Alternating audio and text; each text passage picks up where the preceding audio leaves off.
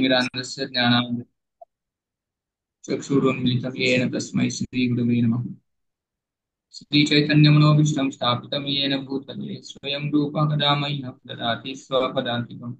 वन्दे अहं श्रीगुरो श्रीयुतपदकमलं श्रीगुरुन् वैष्णवांश्च श्रीरूपं साग्रजातं सहगणरघुनाथान्वितं तं सजीवम् साद्वैतं सावधूतं परिजनसहितं कृष्णचैतन्यदेवं श्रीराधा कृष्णपादान् सहगणललिता श्रीविशाखान्वितांश्च नमो ॐ विष्णुपादाय कृष्णप्रेष्ठाय भूतले श्रीमते भक्तिवेदान्त स्वामिनिति नामिने नमस्ते सारस्वते देवे गौरवाणी प्रचारिणे निर्विशेष शून्यवादी पाश्चात्यदेशकारिणे नमो महावदन्याय कृष्णप्रेमप्रदायते कृष्णाय कृष्णचैतन्य नाम्ने गौरत्विषे नमः।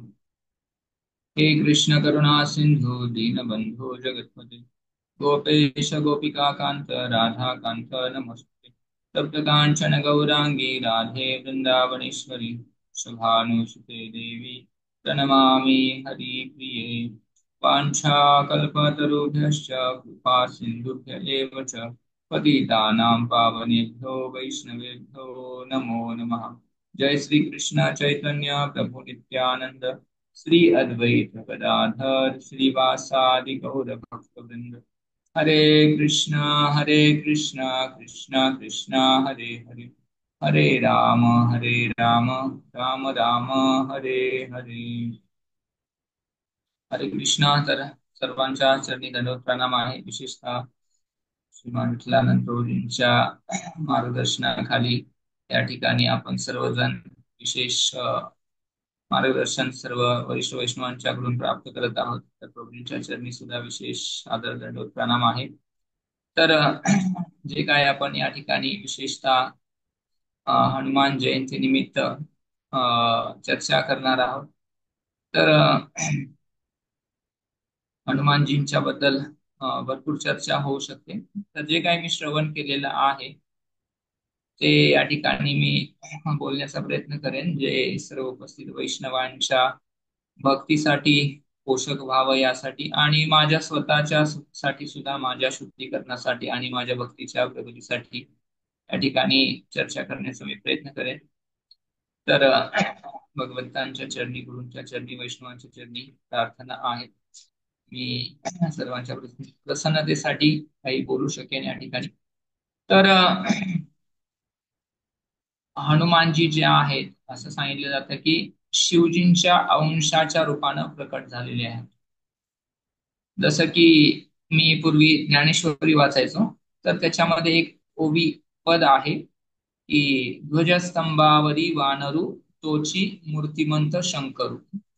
जसं की आपण भगवद्गीतेच्या मुखपृष्ठावरती एक चित्र पाहतो, अर्जुनाच्या रथाचं चित्र आहे। तर त्या रथावरती एक ध्वज आहे आणि त्या ध्वजावरती जर का आपण पाहिलं तर हनुमानजींचं चित्र आहे।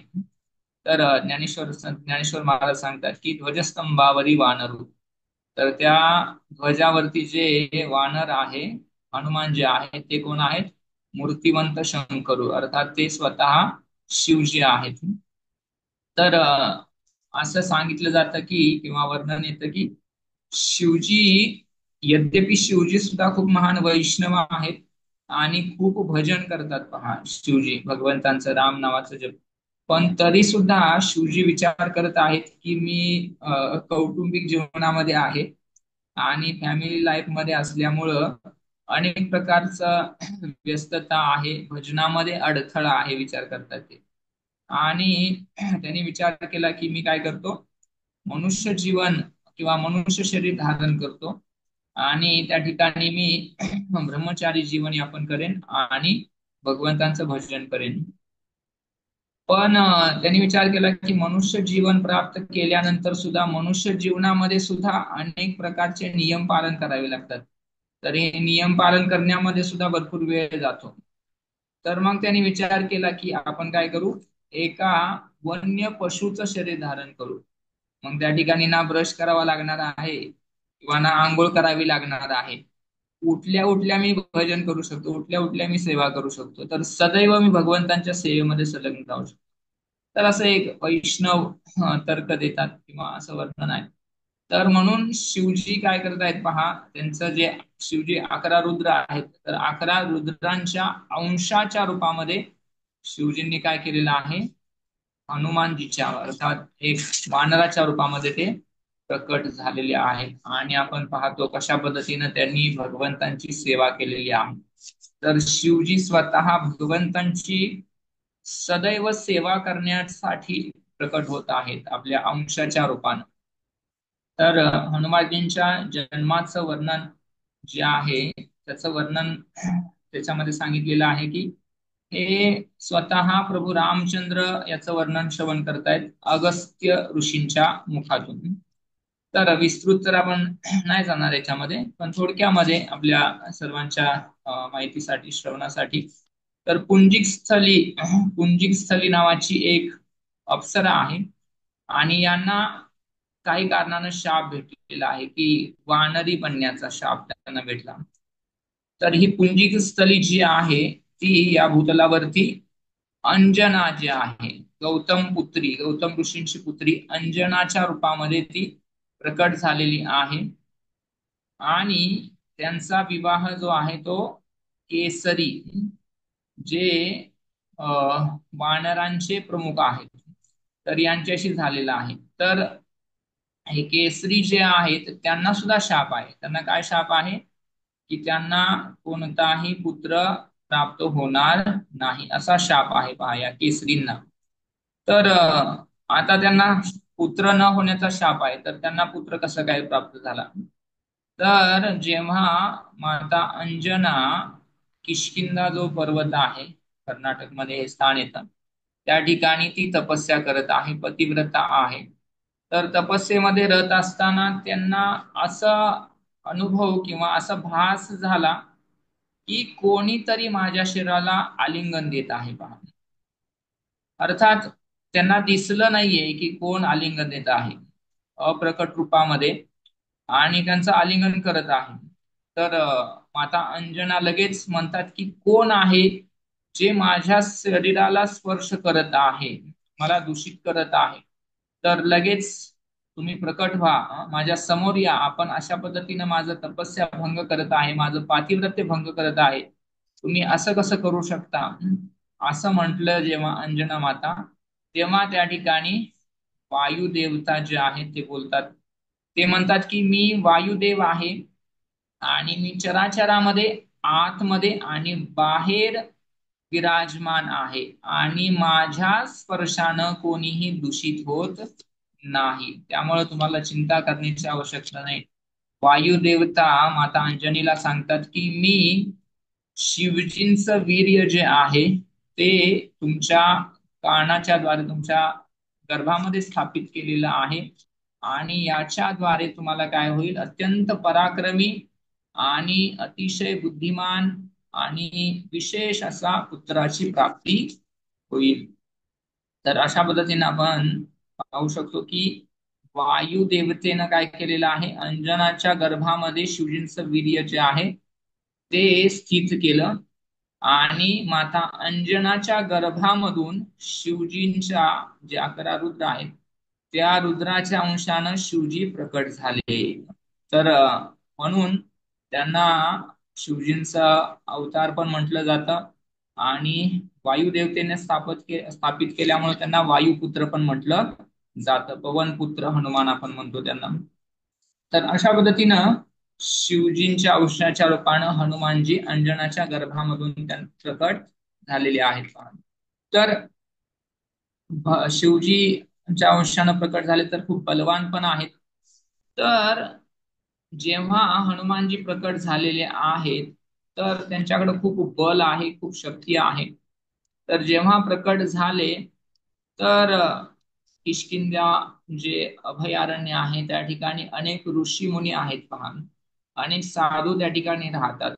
तर हनुमानजी बालपणी खूप खट्याळ होते, जसं की आपण चैतन्य चरितामृत मध्ये श्रवण करतो. चैतन्य महाप्रभू सुद्धा बालपणी गंगेच्या पाण्यामध्ये खूप क्रीडा करायचे. कधी कधी काय करायचे, जे ब्राह्मण आहेत त्या ठिकाणी ते गंगेमध्ये बसून गायत्री करायचे. महाप्रभू पाण्यामधून खालून यायचे, त्यांचे पाय खेचायचे. अशा पद्धतीनं चेष्टा मस्करी खट्याळपणा त्यांचा. तसं हनुमानजी सुद्धा खूप खट्याळ होते बालपणी. तर हनुमानजी काय करायचे? हनुमानजी त्या वनामध्ये जे ऋषी मुनी वगैरे आहेत त्यांना त्रास द्यायचे, त्यांची चेष्टा करायचे, त्यांना अनेक प्रकारे वेगवेगळ्या प्रकारे त्रास देणं. तर एकदा त्यांनी काय केलं, एक साधू त्यांच्या प्रातःकाळी, त्यावेळी आजच्यासारखं घरं वगैरे नव्हती की घरामध्येच सगळं विधी. तर प्रातःकालीन जे विधी आहेत ते करण्यासाठी साधू जंगलामध्ये बाहेर जायचे. पण एक दिवस हनुमानजीने काय केलेलं आहे, त्या ऋषींच्या कुटीच्या बाहेर एक वाघ बांधला झाडाला, दरवाजाच्या बाहेरच. आणि अशा पद्धतीनं पहा, मी उठल्या उठल्या घरातून दरवाजातून बाहेर पडतानाच तुम्हाला जर का वाघाचं दर्शन झालं तर काय अवस्था होईल, कल्पना करा. की त्या ठिकाणीच सगळं होऊ शकतं आपलं. तर कधी कधी पाठीमागचा पण दरवाजा असतो घराला. तर जेव्हा ते ऋषी पाठीमागून जाण्याचा प्रयत्न करत आहेत प्रातःकालीन विधींसाठी, तर पाठीमागच्या दरवाजामध्ये जातात, पाहतात की त्या ठिकाणी एक वन्य हत्ती, जो खूप भयानक आहे. तर तो हत्ती त्या ठिकाणी पाठीमागच्या दरवाजामध्ये आहे. पहा, म्हणजे बालपणी एवढे शक्तिशाली होते की जंगली प्राणी, हिंस्र प्राणी जे आहेत ते त्यांनी पुढच्या दरवाजामध्ये, मागच्या दरवाजामध्ये बांधले. तर ते साधू जे आहेत ते खूपच परेशान झाले पहा. आणि परेशान होऊन त्यांच्या लक्षात आलं हे कोणाचं कार्य आहे. आणि त्यांनी मग हनुमानाला काय केलं, शाप दिला. म्हणे की तू एवढा खट्याळपणा किंवा या साधूंना परेशान करत आहे, याच्या पाठीमागचं कारण आहे तुझी शक्ती, तुझं बल. आणि म्हणून त्यांनी शाप दिला की आजपासून तू सर्व प्रकारचं तुझं बल जे आहे ते विसरून जाशील. आणि जेव्हा कोणी तुला स्मरण करून देईल, तर स्मरण करून, आठवण करून दिल्यावरती मग तुला काय होईल, तुझं बल जे आहे ते पुन्हा प्राप्त होईल. तर अशा पद्धतीनं हनुमानजी जे आहेत त्यांना हा शाप भेटला. तर शाप भेटल्यानंतर काय झालं, हनुमानजी आपल्या घरी आल्यानंतर आपल्या मातेकडे येऊन म्हणतात की मला काय करायचं आहे, मला शिक्षण घ्यायचं आहे, मला सर्व प्रकारचं शिक्षा जे आहे ते प्राप्त करायचं आहे. तर असं म्हटल्याबरोबर त्या ठिकाणी कोणाकडून शिक्षण घ्यायचं, कोणाला गुरु म्हणून स्वीकार करायचं, तर त्यावरती त्या ठिकाणी ते विचार करतात की मी सूर्यदेवांकडून काय करेन, शिक्षा प्राप्त करेन. तर पहा, याच्या आधी अशी पण एक लीला झालेली आहे की जेव्हा हनुमानजी, त्यांना भूक लागते पहा, वनामध्ये राहतायत ते, आणि वन्य फळं खाण्याचा त्यांना सवय आहे. तर एकदा त्यांनी पाहिलं की आकाशामध्ये खूप मोठं सफरचंदाच्या रंगाचं काहीतरी लाल लाल फळ दिसत आहे. आणि त्यांनी काय केलेलं आहे, मला ते फळ खायचं आहे. आणि म्हणून त्यांनी काय केलं, झेप घेतली आकाशामध्ये. आणि आकाशामध्ये झेप घेऊन त्यांनी काय केलेलं आहे, पहा, जसं ते झेप घेतात तर सर्व रस्ता जो आहे त्यांच्यासाठी मार्ग मोकळा होतो. आणि डायरेक्ट त्यांनी सूर्यापर्यंत पोहोचलेले आहेत आणि सूर्यदेवाला गिळंकृत करत आहेत. आणि वर्णन आहे की त्याच वेळी ग्रहण पण होतं. ग्रहणाच्या वेळी राहू जे आहेत ते काय करतात, सूर्याला ग्रसित करतात. तर हनुमानजींनी जे लाल फळ समजून सूर्याला आपण खाल्लेलं आहे, गिळलेलं आहे. आणि राहूला सुद्धा त्यांनी गिळून टाकलं त्याच्या बरोबर. तर असं जेव्हा घडलं, काय झालं, सर्वत्र अंधकार पसरलेला आहे आणि देवता परेशान होतात. देवता जे आहे ते इंद्राकडे जातात, म्हणे की एका वानरानं सूर्याला गिळलेलं आहे, सर्वत्र अंधकार. इंद्राला आश्चर्य वाटतं की हे कसं काय शक्य आहे. पण ते झालं होतं. इंद्र जातात आणि पाहतात तर काय झालेलं आहे हनुमानजींनी. तर जेव्हा इंद्र ऐरावतावरती विराजमान होऊन जात आहे त्या ठिकाणी, तर हनुमानजी पाहतात की ऐरावत जो आहे तो सफेद हत्ती आहे. तर त्या हत्तीला पाहून हनुमानजींना वाटत आहे की हे पण काहीतरी सुंदर फळ आहे खाण्याचं. तर हनुमानजी त्या दिशेनं म्हणजे प्रस्थान करतात. पण इंद्रानं काय केलं, आपलं जे वज्र आहे त्याचा प्रहार केला हनुमानजींच्या हनुवटीवरती. तर वज्राचा प्रहार झाल्यामुळे काय झालं, हनुमानजी जे आहेत ते बेशुद्ध झाले. तर हे कोणाला समजलं, वायुदेवतांना समजलं आणि ते नाराज झाले, क्रोधित झाले. तर वायुदेवता जे आहेत ते, वायूचं सर्व त्यांच्या नियंत्रण आहे त्यांच्याकडं. तर संपूर्ण सृष्टीचा वायू त्यांनी बंद केला. ते त्यांच्या इच्छेनुसार वायूचं वहन होतं, तर त्यांनी सर्व सृष्टीचा वायू बंद केला. परिणाम काय झाला, सगळ्यांचा श्वास बंद झालेला आहे, सगळे गुदमरू लागले. तर मग काय झालं, देवता परेशान झाले. ब्रह्माजींकडे जातात देवता आणि ब्रह्माजींना विचारतात की हे काय समस्या आहे. तर ब्रह्माजी सगळ्या देवतांना घेऊन वायुदेवतेकडे जातात आणि त्यांना विनंती करतात की हे जे तुम्ही वायू बंद केलेला आहे. तर देवतांनी काय केलं, वायुदेवतेच्या प्रसन्नतेसाठी हनुमानजींना सर्व प्रकारची वरदान दिलेले आहेत. ब्रह्माजींनी त्यांना पुन्हा शुद्धीवरती आणलं आणि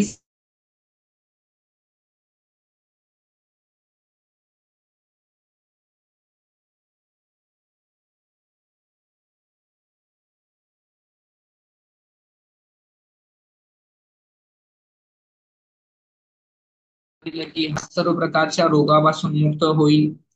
तर सर्व प्रकारे भगवंतांची सेवा तो करू शकेल. तर असं वेगवेगळी वरदान जे आहेत ते हनुमानजींना देवतांच्याकडून प्राप्त झालेले आहेत पहा. तर असे मधुर लीला आहेत हनुमानजींच्या बालपणीच्या पहा. तर एक सुंदर लीला मी म्हणजे बालपणीचं लीला ऐकलं की, विशेषतः एकदा नारद मुनी, विठलान प्रभू पण सांगतात कधी कधी, विठलान प्रभूंच्या मुखातून पण ऐकलेलं आहे मी. तर नारद मुनी जे आहेत ते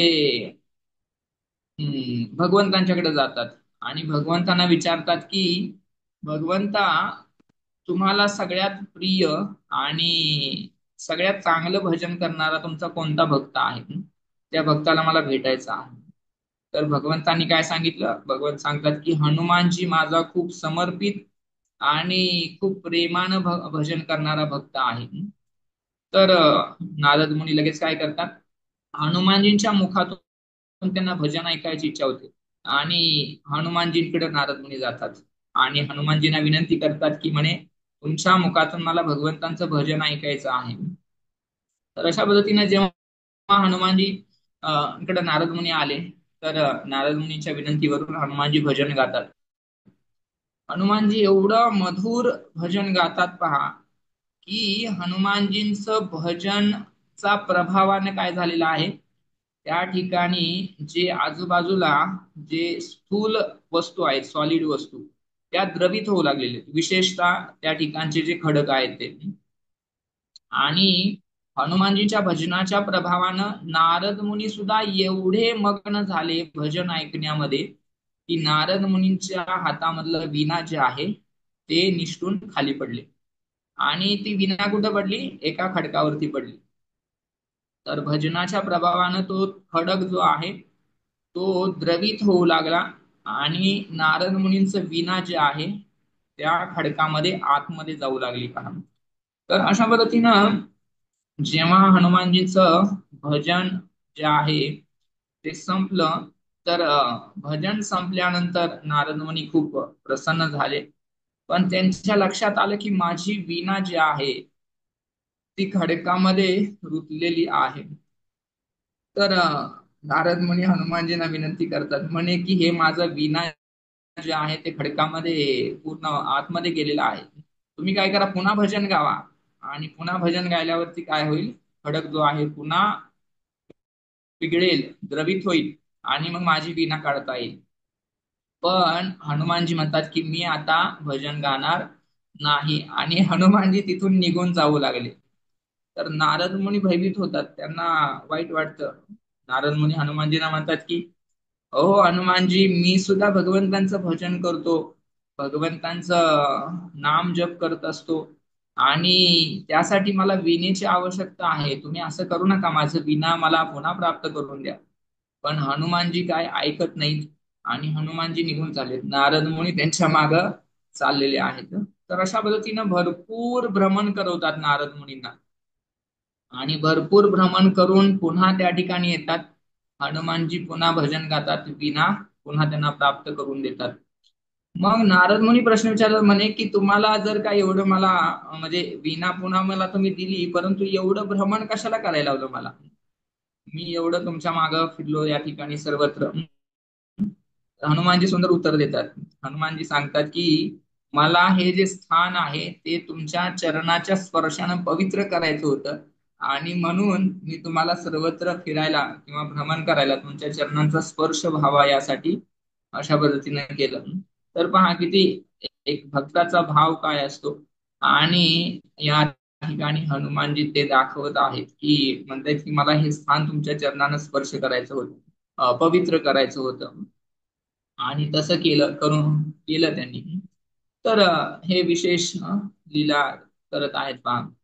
तर हनुमानजी अशा पद्धतीनं देवतांकडून सर्व वरदान पण त्यांना प्राप्त झालेली आहेत, आणि त्यामुळं ते खूप शक्तिशाली झाले. आणि कशा पद्धतीने खट्याळपणा करायचे आपण ऐकलं. तर जेव्हा अंजना माता कडे आले तर त्यांना शिक्षा घेण्यासाठी मग त्यांनी ठरवलं की आपण सूर्यदेवाकडून शिक्षा प्राप्त करू. पण जेव्हा सूर्यदेवाकडे जातात तर त्या ठिकाणी कोणत्याही प्रकारचं व्हॅकन्सी नव्हतं, सीट अवेलेबल नव्हतं, पूर्णपणे फिल झालं होत्या सीटा. तर आता काय करायचं? तर हनुमानजी म्हटले की काही समस्या नाहीये, जरी सीट मला अवेलेबल नसलं तरी सुद्धा मी काय करेन, सूर्यदेवाबरोबर उडत उडत त्यांचं ज्ञान मी श्रवण करेन. तर पहा त्या ठिकाणी कोणत्याही प्रकारचं त्यांना बसण्यासाठी आसन नाहीये. हनुमानजी सूर्याच्या गतीनं सूर्याबरोबर प्रवास करतात आणि सूर्यदेवांच्याकडून ज्ञान प्राप्त करतात. तर असं सांगितलं की सूर्यदेवांचे एक एक असे सायकल आहेत भ्रमणाचे, अशा सायकल होईपर्यंत हनुमानजी काय करत होते, त्यांच्याकडून श्रवण करत होते. आणि सूर्यदेवांकडून हनुमानजींनी काय केलेलं आहे, सर्व प्रकारचं जे ज्ञान आहे ते ज्ञान त्यांना प्राप्त झालं. तर जेव्हा सूर्यदेवाकडून सर्व ज्ञान प्राप्त होतं तर हनुमानजी त्या ठिकाणी, जसं की पद्धती आहे, जेव्हा आपण गुरुंकडून ज्ञान प्राप्त करतो तर गुरुला काहीतरी दक्षिणा द्यायला पाहिजे. तर दक्षिणा देण्याचं जेव्हा वेळ येतं तर सूर्यदेव काय सांगतात हनुमानजींना, ते म्हणतात की माझं पुत्र जे आहेत, सूर्यदेवांचे अनेक पुत्र आहेत, जसं की शनिदेव पण आहेत, त्याच्यानंतर सुग्रीव आहेत. तर जे सुग्रीव आहेत ते एवढे बुद्धिमान किंवा एवढं कुशल नव्हते. तर हनुमानजींना सांगण्यात येतं की तुम्ही काय करा, सुग्रीवाचं मंत्री बना, सुग्रीवाचं सेवक बना आणि त्यांना सहकार्य करा. तर या ठिकाणी खूप विशेष शिक्षा आहे. पहा हनुमानजी सुग्रीवापेक्षा सर्व गोष्टींमध्ये श्रेष्ठ आहेत. सर्व ज्ञान, सर्व प्रकारचे कला कौशल्य, शक्ती असेल, सर्व गोष्टींमध्ये सुग्रीवांपेक्षा हनुमानजी श्रेष्ठ आहेत. पण गुरु सांगत आहेत की तुम्ही काय करा, सुग्रीवाचं सेवक बना. तर गुरूंच्या आज्ञेला त्यांनी श्रेष्ठ मानलं आणि जसं सूर्यदेवानं सांगत आहेत त्याप्रमाणे त्यांनी त्या ठिकाणी कोणत्याही प्रकारे म्हटले नाहीत की मी सुग्रीवापेक्षा श्रेष्ठ आहे आणि त्याचा कसा दास बनतो. तर हनुमानजी सुग्रीवाचं दास बनायला त्या ठिकाणी तयार झाले. आणि आपण पाहतो रामायणामध्ये सुग्रीवाच्या अधीन राहून हनुमानजींनी काय केलेलं आहे, त्या ठिकाणी कार्य केलेलं आहे.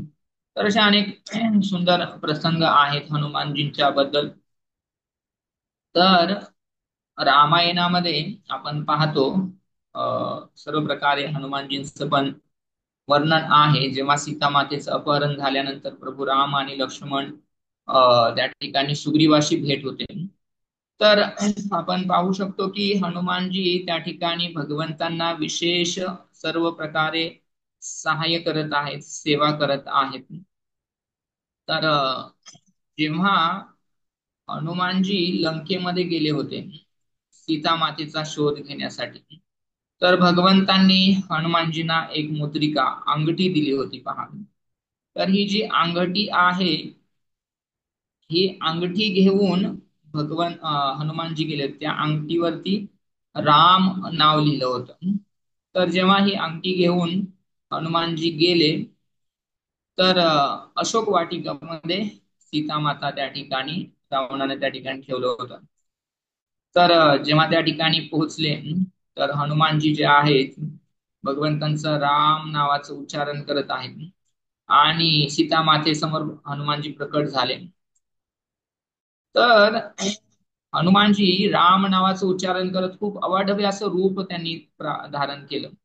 सीता मातेला आश्चर्य वाटतं की हे कोण आहे या ठिकाणी अशा पद्धतीनं अचानक प्रकट झालेलं आहे. आणि त्यांना आश्चर्य वाटतं की ह्या ठिकाणी त्रिजटा किंवा हे असुर आहेत रावणाचे, त्यांना समजलं तर या ठिकाणी खूप मोठी समस्या निर्माण होऊ शकतं. तर हनुमानजींना विनंती करते, तुम्ही लहान व्हा, लहान व्हा. आणि माता सीता विचारते की आपण कोण आहात. म्हणे की मी राम भक्त आहे, रामाचा सेवक आहे, राम नावाचं सदैव उच्चारण करत आहेत हनुमानजी. आणि सीता मातेला संशय पण येत आहे की कदाचित हा रावणानं पाठवलेला एखादा असुर पण असू शकतो. पण सीता माता पाहते की हा प्रभूंचं नाव घेत आहे, राम नाम घेत आहे. राम राम राम राम सदैव नाम उच्चारण चालू आहे. आणि खूप मोठं रूप आणि खूप लहान रूप लगेच त्यांनी घेतलं.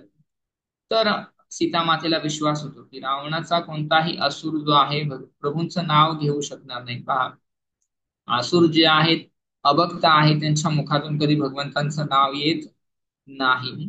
केवळ भक्तच भगवंतांचं नाव घेऊ शकतात आणि हनुमानजींच्या मुखातून सदैव राम नामाचं उच्चारण होत होतं. तर सीता मातेला पूर्ण विश्वास होतो की नक्कीच प्रभूंनी पाठवलेला हा सेवक असायला पाहिजे. आणि ते मुद्रिका पण अंगठी पण दाखवतात हनुमानजी. तर सीता मातानी त्या ठिकाणी हनुमानजींना सुंदर प्रश्न विचारतात.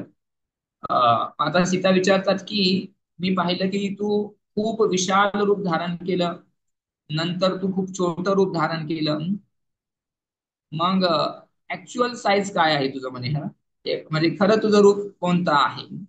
तर हनुमानजी पण बघता कशा पद्धतीने उत्तर देतात, चतुर असतात. तर हनुमानजी सुद्धा खूप सुंदर उत्तर देतात. हनुमानजी म्हणतात की वास्तविक माझं साईज, वास्तविक माझं रूप जे आहे ते खूप लहान आहे. पण प्रभू रामचंद्रांच्या भगवंतांच्या सेवेसाठी मी कोणतंही रूप धारण करू शकतो. तर पहा, आपण खरं खूप लहान आहोत हं. हनुमानजी काय सांगतायत, मी खूप लहान आहे, प्रत्येक जीव जो आहे तो खूप लहान आहे, परंतु भगवंतांच्या सेवेसाठी आपण सर्व प्रकारचं जे आवश्यक गोष्टी आहेत ते करू शकतो, हनुमानजी सांगत आहेत. अशा पद्धतीने सुंदर त्यांनी उत्तर दिलं. पुढं हनुमानजींनी त्या ठिकाणी त्याच्यापूर्वी आपण पाहू शकतो की हनुमानजी काय करतात, लंकेमध्ये सर्व ठिकाणी सीतामातेचा शोध घेत होते पहा. तर सीतामातेचा शोध घेत असताना स्वाभाविक, आता सीतामाता तर एक स्त्री आहे, तर हनुमानजींना पाहायचं आहे की सीता कोण आहे, कुठं आहे. आधी तर त्यांनी सीतामातेला पाहिलं नव्हतं कधी. तर रावणाच्या महालामध्ये हनुमानजी सर्वत्र भ्रमण करत आहेत आणि प्रत्येक स्त्रीचं निरीक्षण करत आहेत पहा. हनुमानजी आहेत ब्रह्मचारी आणि त्या ठिकाणी काय करत आहेत, प्रत्येक स्त्रीचं ते निरीक्षण करत आहेत. आणि रावणानं हजारो स्त्रियांचं अपहरण करून त्या ठिकाणी अनेक स्त्रियांना आणून ठेवलं होतं. तर अशा पद्धतीने त्या ठिकाणी अनेक स्त्रिया आहेत. काही स्त्रिया झोपलेल्या आहेत, विवस्त्र अवस्थेमध्ये आहेत. तर अशा पद्धतीनं प्रत्येक स्त्रीला ते पाहत आहेत त्या ठिकाणी आणि ते निष्कर्ष काढत आहेत की ही सीता असू शकत नाही, ही सीता असू शकत नाही.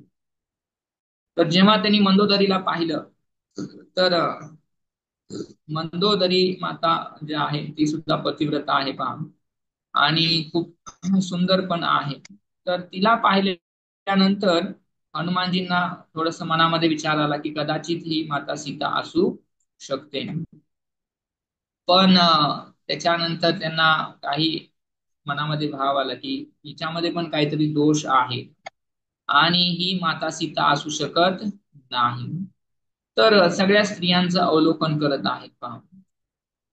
हनुमानजी ब्रह्मचारी आहेत, परंतु एक ब्रह्मचारी कोणत्याही, जसं की लक्ष्मण आहेत पहा, लक्ष्मणांनी कधी सुद्धा सीता मातेचं मुख पाहिलं नाही, केवळ माता सीताच्या चरणांचं ते अवलोकन करायचे. पण हनुमानजी त्या ठिकाणी पाहत आहेत कशासाठी? भगवंतांच्या सेवेसाठी. त्यांचा हा भाव नाहीये की स्त्री जी आहे त्या स्त्रीचं सुंदरता पाहणं. तर हनुमानजी भगवंतांच्या सेवेसाठी की सीता मातेला मला शोधायचं आहे, आणि त्या भावनेनं ते त्या ठिकाणी प्रत्येक स्त्री जी आहे ती सीता आहे का, सीता माता आहे का, ह्या भावनेनं ते प्रत्येक स्त्रीकडे पाहत आहेत. तर अशा पद्धतीनं हनुमानजी ब्रह्मचारी आहेत, परंतु त्यांचा भाव काय आहे? सीता मातेच्या शोधासाठी मी त्या ठिकाणी त्यांच्यामध्ये कोण सीता आहे का हे पाहण्यासाठी मी पाहत आहे. तर हे विशेषता आहे पहा त्यांची. आणि मग नंतर सीता मातेला जर त्यांनी शोधलं, तर शेवटी जेव्हा हनुमानजी लंकेमध्ये काय करतात, आग लावतात पहा. तर सर्वत्र हनुमानजींनी काय केलेलं आहे, लंकेमध्ये आग लावलेली आहे. आणि दोन ठिकाणी मात्र हनुमानजींनी आग लावली नाही पहा. क्रोध जो आहे, हनुमानजींनी क्रोध प्रकट केलेला आहे. हे क्रोध, भक्त तर सामान्यतः क्रोध कधी प्रकट करत नाही, पण असं सांगितलेलं आहे की आपण भगवंतांच्या सेवेमध्ये, जसं की भक्ताचा एक विशेष गुण आहे भगवंतांना शरण जाणं आणि नम्रता. जसं की आपण शिक्षाष्टकामध्ये 3रा श्लोक पाहतो. तर हे अत्यावश्यक आणि अतिशय महत्वाचा गुण आहे नम्रता असणं. भक्त जो आहे तो कधीही क्रोध प्रकट करत नाही. तर नम्रतेचं एक दुसरं रूप आहे भगवंतांसाठी क्रोध प्रकट करणं. असं सांगितलेलं आहे की भगवंतांसाठी अग्रेसिव्ह, भगवंतांसाठी आक्रमक बनणं, भगवंतांसाठी क्रोध प्रकट करणं हे सुद्धा नम्रतेचं लक्षण आहे पहा. जसं की इतिहासामध्ये अनेक युद्ध झाली, परंतु हनुमानजी किंवा ज्या पद्धतीनं रावणाबरोबर त्यांनी युद्ध केलं, किंवा अर्जुनानं ज्या पद्धतीनं युद्ध केलेलं आहे, तर हे वैष्णव आहेत, परंतु त्यांनी सुद्धा काय केलेलं आहे, खूप भयानक युद्ध, क्रोध प्रकट केलेला आहे. तर भगवंतांसाठी क्रोध प्रकट करणं हे क्रोध नाहीये, याला सुद्धा नम्रता म्हटलेलं आहे. भगवंतांच्यासाठी जेव्हा हे गोष्टी आपण करतो तर ते सुद्धा नम्रतेचं लक्षण आहे. आणि म्हणून हनुमानजी आणि अर्जुन जे आहेत, यद्यपि ते आक्रमक आहेत, परंतु त्यांना आपण नम्र आहेत, हेच आपण त्यांच्यामध्ये पाहू शकतो. तर हनुमानजी त्या ठिकाणी पहा क्रोध प्रकट करतायत. लंकेला त्यांनी अग्नी लावलेला आहे, आग लावलेली आहे, परंतु 2 ठिकाणी त्यांनी अग्नी लावला नाही. कोणते 2 ठिकाण आहेत? एक आहे अशोक वाटिका, ज्या ठिकाणी माता सीता आहे, आणि दुसरं आहे विभीषणाचं घर. तर 2 ठिकाणी त्यांनी अग्नी लागू दिला नाही. अर्थात जेव्हा भक्त जो आहे क्रोध प्रकट करतो, तर ते क्रोध जो आहे त्याला आपण रेग्युलेट पण करायला शिकलं पाहिजे. अर्थात आवश्यक त्या ठिकाणी आणि आवश्यक तेवढ्या प्रमाणामध्ये. तर आवश्यकता असेल तरच आपण या गोष्टी करायला, असं नाही व्हायला पाहिजे की त्याच्यामुळं नुकसान वैष्णवांना पोहोचतंय, नुकसान आपलं होत आहे. तर हे नाही व्हायला पाहिजे. हनुमानजींनी क्रोध केला, परंतु सीता मातेला किंवा जे वैष्णव आहेत, विभीषण आहेत, यांना त्याची झळ अजिबात लागू दिली नाही. तर अशा पद्धतीनं हनुमानजीचा किंवा वैष्णवाचा जो क्रोध असतो तो अशा पद्धतीचा असायला पाहिजे. तर हनुमानजी जेव्हा पुन्हा येतात लंकेमधून, पुन्हा जेव्हा प्रभू रामचंद्रांकडे हनुमानजी आले, तर लंकेमधून पुन्हा आल्यानंतर त्या ठिकाणी प्रभू रामचंद्र आहेत त्या, तर रामचंद्रांना येऊन हनुमानजी खूप सुंदर त्या ठिकाणी त्यांचं हे आहे, व्यवहार आहे पहा. हनुमानजी आल्यानंतर काय बोलतायत पहा. हनुमानजी भगवंतांना म्हणतात की मिळाली सीता मला. काय म्हणतात? मिळाली सीता मला. ते असं म्हणत नाहीत की सीता माता मला मिळाली. तर असं म्हणण्यापेक्षा ते काय म्हणतायत, मिळाली सीता मला. तर हनुमानजी काय करत आहेत, प्रभू रामचंद्रांना कोणत्याही प्रकारे त्या ठिकाणी दुःख होणार नाही असं काळजी घेत आहेत. पहिल्यांदा जर का सीता ते म्हटले असते तर भगवंतांच्या मनामध्ये विचार आला असता की सीता भेटली की नाही. पण ते काय म्हटले, मिळाली. मिळाली म्हणजे भगवंत लगेच प्रसन्न होतील. परंतु सीता मिळाली मला, या वाक्यामध्ये भगवंतांच्या मनामध्ये काय होईल, संशय उत्पन्न होईल की मिळाली की नाही. परंतु आधी म्हणत आहेत मिळाली, आणि असं म्हणून काय करत आहेत, भगवंतांना लगेच प्रसन्न अ, होतील अशा पद्धतीने ते व्यवहार करत आहेत. तर हे भक्ताचा व्यवहार असतो. आणि भगवंतांना ते लगेच प्रसन्न करू इच्छित आहेत. आणि ते म्हणतायत की व्याकरणाच्या दृष्टीने हे वाक्य चुकीचं आहे. पण हनुमानजी काय म्हणत आहेत, मिळाली सीता मला. तर हे भगवंतांना तुरंत प्रसन्न किंवा भगवंतांना कोणत्याही प्रकारे कष्ट होणार नाहीये, हा भाव आहे त्यांचा. तर बा हनुमानजींचा व्यवहार किंवा ते कशा पद्धतीनं प्रत्येक ठिकाणी, यद्यपि आपण पाहतो, पण बुद्धिमानी प्रकट करत आहेत प्रत्येक ठिकाणी. भक्त जो आहे तो अशा पद्धतीनं बुद्धिमान असला पाहिजे सर्व स्थितीमध्ये, सेवा करण्यासाठी, भगवंतांना प्रसन्न करण्यासाठी, वैष्णवांना प्रसन्न करण्यासाठी. तर हनुमानजींच्या व्यवहारावरून आपण या सर्व गोष्टी शिकू शकतो. तर पहा, सीता माता एकदा त्या ठिकाणी सिंदूर लावत आहे. ते पण विठ्ठल प्रभूच्याकडून ऐकलेलं आहे. तर सीता माता जेव्हा सिंदूर लावते तेव्हा हनुमानजी येतात. हनुमानजी पाहतात की माता सीता सिंदूर लावत आहे. तर विचारतात की हे तुम्ही का लावत आहे म्हणे. तर सीता माता म्हणे की हे प्रभूंना खूप आवडतं, रामांना खूप आवडतं हे, आणि म्हणून मी हे. तर जसं हनुमानजी, हा एक भक्त किती सरळ असतो, तो मान अपमान किंवा लोक माझी निंदा करतील किंवा समाजामध्ये माझा अपमान होईल, हा भाव भक्तामध्ये असत नाही. पहा, हनुमानजींनी जसं ऐकलं की हे प्रभूंना खूप आवडतं, ते काय केलेलं आहे त्यांनी, संपूर्ण शरीराला त्यांनी सिंदूर लावला. पहा, सीता माता फक्त कपाळाला लावते किंवा डोक्याला लावते.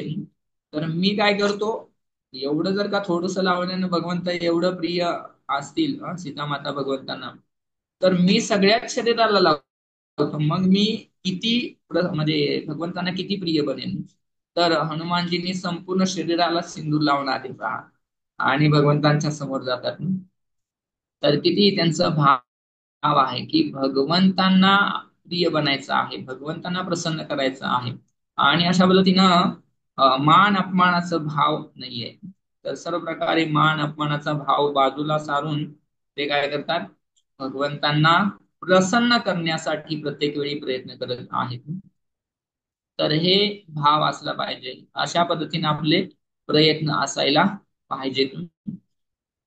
हनुमानजी भगवंतांच्या सेवेमध्ये एवढे संलग्न आहेत की जे पण सेवा येईल ते सेवा हनुमानजी करायला सदैव तत्पर आहेत, आणि सर्व सेवा करायचे ते.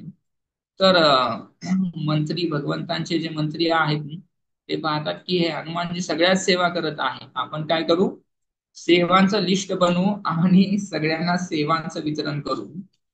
तर अशा पद्धतीनं सगळ्यांना सेवा काय केलं जातं, वितरण केलं जातं सेवांचं लिस्ट बनवून. जसं की आपण बनवतो ना, सेवा लिस्ट बनवतो, आणि ह्या भक्ताला पुजारी सेवा, या भक्ताला बुक डिस्ट्रीब्युशन सेवा, या भक्ताला युथ टीचिंग सेवा. तर सगळ्यांचं सेवा लिस्ट बनवलं आणि सगळ्यांना सेवा वितरण केलेलं आहे. झालं काय, जेव्हा सेवा लिस्ट डिस्प्ले झालं तर त्याच्यामध्ये हनुमानजीचं नावच नाहीये. सगळ्या सेवा मंत्र्यांनी काय केलेलं आहे, हनुमानजी सगळ्या सेवा करत आहेत. तर आपण काय करू, तर सगळ्यांना सेवा दिली आहे, हनुमानजींना कुठली सेवाच ठेवली नाही आणि सगळ्या सेवा संपलेल्या आहेत. तर हनुमानजी पाहतात की लिस्ट मध्ये नाव पण नाहीये आणि कोणती सेवा पण शिल्लक नाहीये. पण हनुमानजी खूप बुद्धिमान आहेत. त्यांनी काय केलेलं आहे, बुद्धी लावून एक सेवा त्यांनी शोधून काढलेली आहे की जी त्या लिस्टमध्ये नव्हती. हनुमानजींनी पाहिलं की भगवंतांना जेव्हा जांभळी येईल, जांभळी आल्यानंतर चुटकी वाजवायची सेवा या ठिकाणी लिहिलेली नाही. आणि त्वरित हनुमानजी काय करतात, जाऊन सांगतात की भगवंतांना म्हणजे भगवंतांच्या बरोबरच जाऊन ते थांबू लागतात. सगळे मंत्री म्हणतात की अरे हनुमानजी भगवंतांच्या बरोबर का सदैव राहत आहेत? तुम्ही त्यांना एकांत द्यायला पाहिजे, तुम्ही सदैव त्यांच्या बरोबर राहू नका अशा पद्धतीनं. पण हनुमानजी म्हणतात की नाही, माझी सेवा आहे प्रभूंच्या बरोबर. की प्रभूंना जेव्हा जांभळी येईल, जांभळी आल्यानंतर चुटकी वाजवायची सेवा मला आहे. आणि जांभळी कधी पण येऊ शकते, बरोबर की नाही? तर भगवंतांना कधी पण जांभळी येऊ शकते, त्यामुळं मला सदैव त्यांच्या बरोबर राहायला पाहिजे जांभळी आल्यानंतर चुटकी वाजवण्यासाठी. तर अशा पद्धतीने पहा, चतुराईनं हनुमानजी जे आहेत की पूर्वी पण सदैव भगवंतांच्या बरोबर ते राहायचे. आणि जेव्हा मंत्री त्यांना विरोध करू इच्छित आहेत किंवा त्यांना सेवेपासून, तर हनुमानजी बुद्धीत लावून अशा पद्धतीनं तर सदैव भगवंतांच्या बरोबर थांबत आहेत. तर पहा कशा पद्धतीनं सेवा करत आहेत, कसा सेवाचा भाव आहे. भक्तांसाठी सेवा हे जे आहे ते अविभाज्य अंग आहे. आणि सदैव भगवंतांच्या सेवेमध्ये आपण काय केलं पाहिजे, राहण्याचा प्रयत्न करायला पाहिजे. तर हनुमान जे आपल्याला ही शिक्षा देत आहेत अनेक प्रकारे. तेव्हा तर क्रम जो आहे थोडस मागं पुढं आहे, जसं मला आठवत आहे मी बोलत आहे. तर जेव्हा समुद्रावरती पूल बांधण्याचं त्या ठिकाणी कार्य चालू होतं पहा. समुद्रावरती जेव्हा पूल बांधायचं चालू आहे, विचार करत आहेत की कशा पद्धतीनं या ठिकाणी समुद्रावरती पूल बांधायचा, कशा पद्धतीनं या ठिकाणी समुद्र क्रॉस करायचा.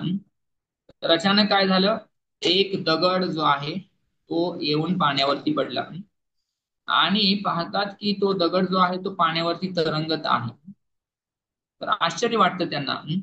तर जेव्हा त्यांनी तो दगड घेतला, तर त्या दगडावरती लिहिलं होतं, काय लिहिलं होतं, राम.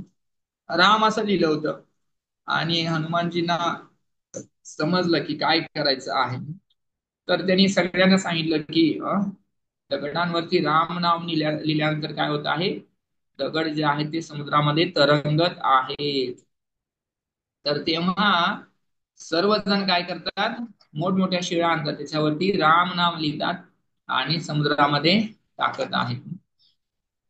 तर अशा पद्धतीनं समुद्रामध्ये टाकल्यानंतर समुद्रामध्ये सर्व दगड तरंगत आहेत.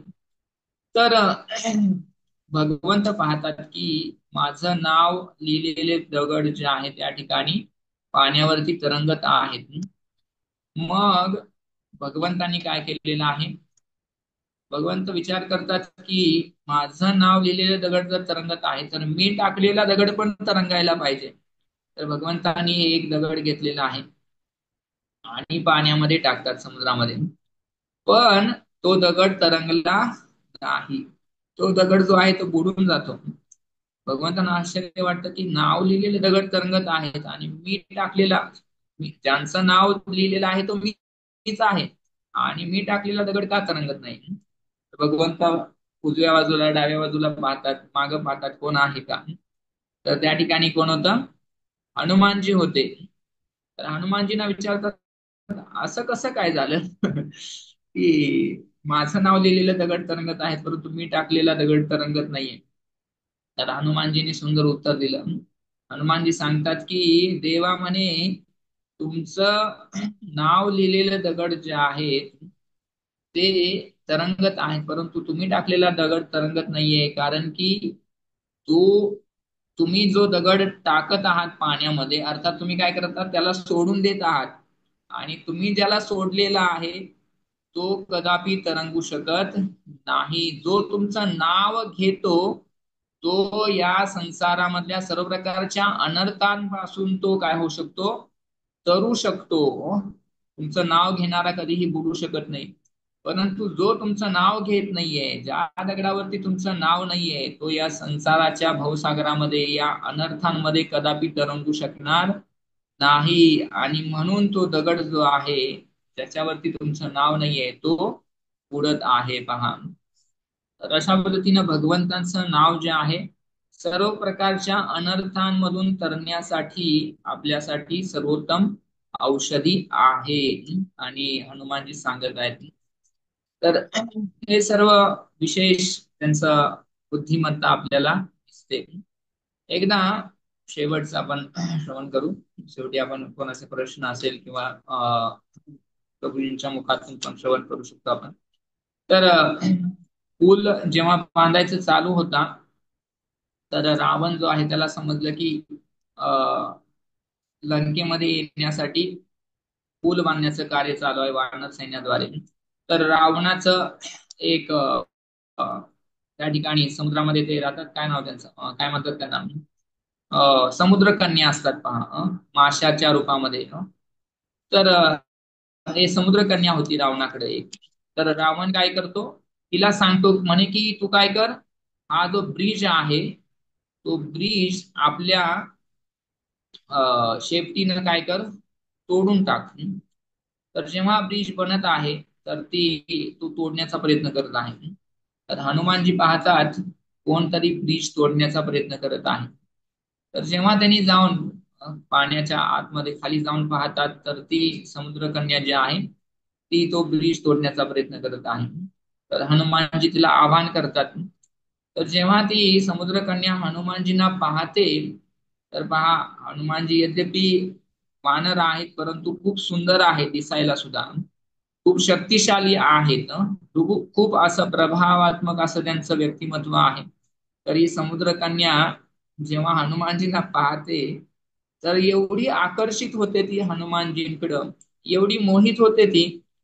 तर जेव्हा हनुमानजी तिच्याबरोबर युद्ध करत आहे तर ती युद्ध करायच्या ऐवजी काय करत आहे, हनुमानजींना चिपकण्याचा प्रयत्न करत आहे, हनुमानजींना आलिंगन देण्याचा प्रयत्न करत आहे.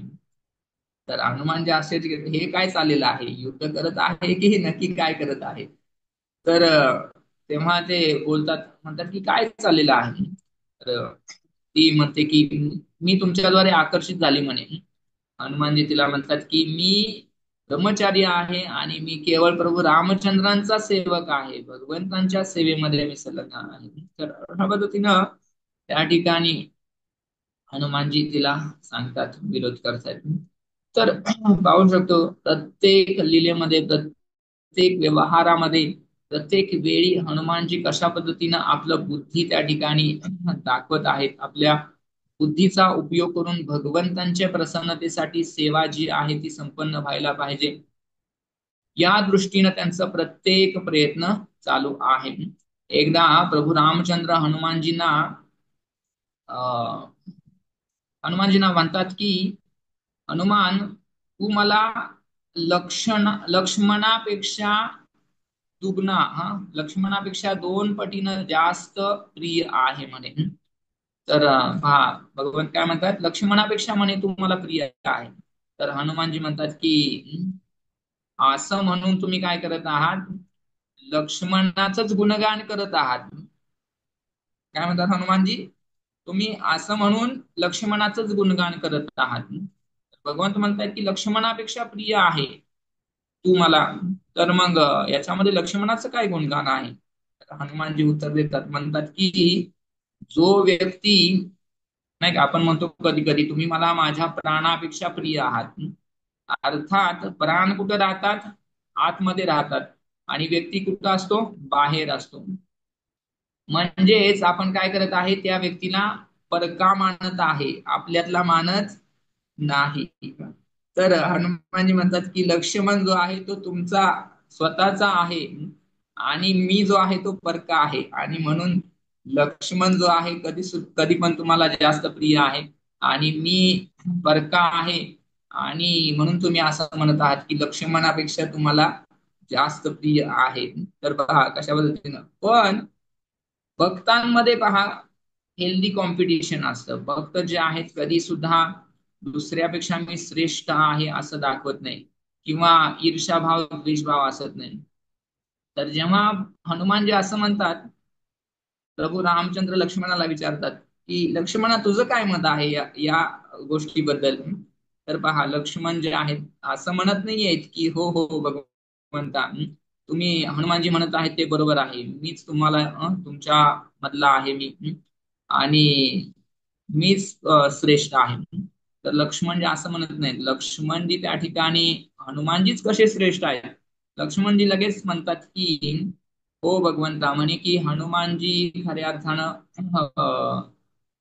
मी श्रेष्ठ नाहीये, म्हणे की मी अनेक वर्ष तुमच्या बरोबर राहिलो आणि अनेक वर्ष राहिल्यानंतर सुद्धा मी सीता मातेचं मन जिंकू शकलो नाही. जसं की जेव्हा सीता मातेचं अपहरण व्हायच्या पूर्वी त्या ठिकाणी सीता माता माझ्यावरती सुद्धा संशय घेतला तिनं, आणि अशा पद्धतीनं अनेक वर्ष मी सेवा करून सुद्धा तुमचं मन जिंकू शकलो नाही. परंतु हनुमानजींनी पहा सीता मातेचं मन, सीता मातेला जिंकलं त्यांनी. तर अर्थात माझ्यापेक्षा खरंच हनुमानजी जे आहेत ते श्रेष्ठ आहेत. तर अशा पद्धतीनं लक्ष्मण उत्तर देतात. पहा, एक भक्त जे असतात, दोन भक्तांमध्ये कशा पद्धतीनं की मी कशा पद्धतीनं तुच्छ आहात आहे आणि आपण कशा पद्धतीनं श्रेष्ठ आहात, हेच याला हेल्दी कॉम्पिटिशन म्हटलं जातं. स्पर्धा भावना नसते भक्तांमध्ये. आणि दुसरा भक्त कशा पद्धतीने आपल्यापेक्षा चांगलं कार्य करत आहे हेच तो सिद्ध करण्याचा प्रयत्न करत असतो. तर हे काही हनुमानजींचं विशेष लीला, भगवंतांच्या सेवेमध्ये कशा पद्धतीनं तत्पर आहेत, भगवंतांच्या प्रसन्नतेसाठी सदैव सर्व प्रकारचं ईर्ष्याभाव, द्वेषभाव, मान सन्मानाची इच्छा, या सर्व गोष्टी ज्या आहेत ते भक्तांमध्ये असत नाहीत. हेच हनुमानजी कशा पद्धतीने आपल्याला दाखवत आहेत आपल्या आचरणामधून. तर आपण त्यांच्यामधले काही गुण जे आहेत आपल्यामध्ये पण यावेत. आपण भगवंतांच्या सेवेमध्ये या गुणांचा उपयोग करावा, हीच आपण त्यांच्या चरणी प्रार्थना करू शकतो. तर जे काही वैष्णवांच्या मुखातून श्रवण केलेलं आहे हे तर माझं स्वतःच तर काही नाहीये. श्रवण करून या ठिकाणी मी सर्वांना भगवंतांच्या भक्तांच्या बद्दल बोलण्याचा प्रयत्न केलेला आहे. तर माझ्यामध्ये तर या गोष्टी नाही आहेत. तर भक्तांच्या चरणी प्रार्थना आहे हनुमानजींसारखे गुण माझ्यामध्ये पण यावेत, आणि वैष्णवांची सेवा, भगवंतांची सेवा, गुरूंची सेवा करण्याचं विशेष प्रेरणा आणि ते सौभाग्य अशाच पद्धतीनं सदैव प्राप्त व्हावं, हेच प्रार्थना आहे. काही चुकीचं माझ्याकडून बोलण्यात आलं असेल तर आपण क्षमा करावी. विठाल प्रभूंना प्रार्थना आहे प्रभूजींनी आणखी मार्गदर्शन करावं. हरे कृष्णा. वाञ्छाकल्पतरुभ्यश्च कृपा सिन्धुभ्यो च पतितानां पावनेभ्यो वैष्णवेभ्यो नमो नमः. हरे कृष्ण.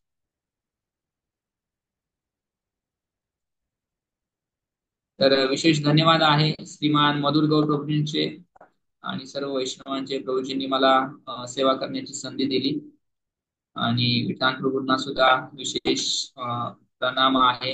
प्रभूजींचं विशेष कृपा आहे. प्रभूजींच्या कृपेनं आज भक्तीमध्ये आम्ही सेवा करत आहोत, प्रचार करत आहोत. प्रभूजींचं विशेष सहकार्य पण आहे. ठीक आहे. हरे कृष्ण.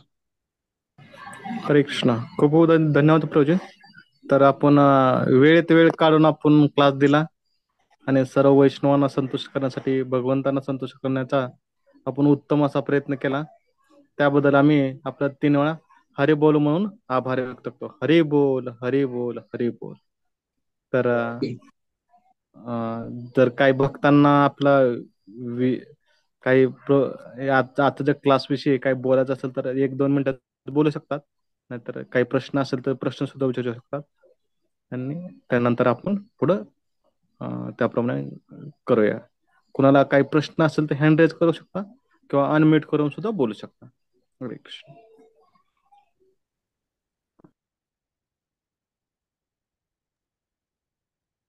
हरे कृष्णा. प्रभू आवाज येते का?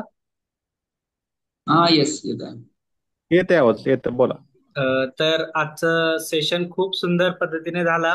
जसं कथा ऐकत गेलो वेळच समजला नाही की किती उशीर कथा चालू आहे. आता म्हणजे मागच्या सेशन पासून हे 1 तासच्या वरती झालेलं पहिलं सेशन आहे खूप दिवसांनी या महिन्यातला. तर आजचं सेशन खूप सुंदर झालं. तर ह्यातलं एक आवडलेलं म्हणजे एक चांगलं वाटलेलं पॉइंट म्हणजे ते हनुमानजी जे सीतामाता सिंदूर लावताना बघतात आणि मातेला म्हणतात की हे कशासाठी आहे. तर सीतामाता सांगते की हे भगवंतांना अतिप्रिय आहे. तर त्यामुळे त्यानंतर ना हनुमानजी पूर्ण शरीराला सिंदूर लावून येतात.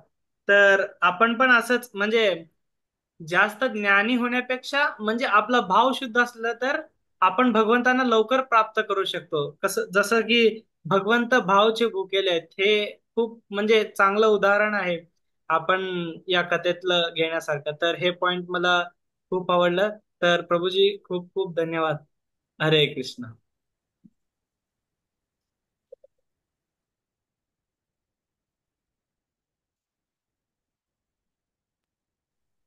अरे बोला, थांबूया आता. कुणाला काही प्रश्न वाटत नाही तर आपण थांबूया. हरे कृष्ण. वंचाकल्पतरुभ्यश्च वाचाकल्पतरुभ्यश्च पतितानां पावनेभ्यो वैष्णव्यो नमो नमः. अनंत कोटि वैष्णव वृंद की जय. संवेद गौर भक्त वृंद की जय. हरे कृष्ण. ठीक.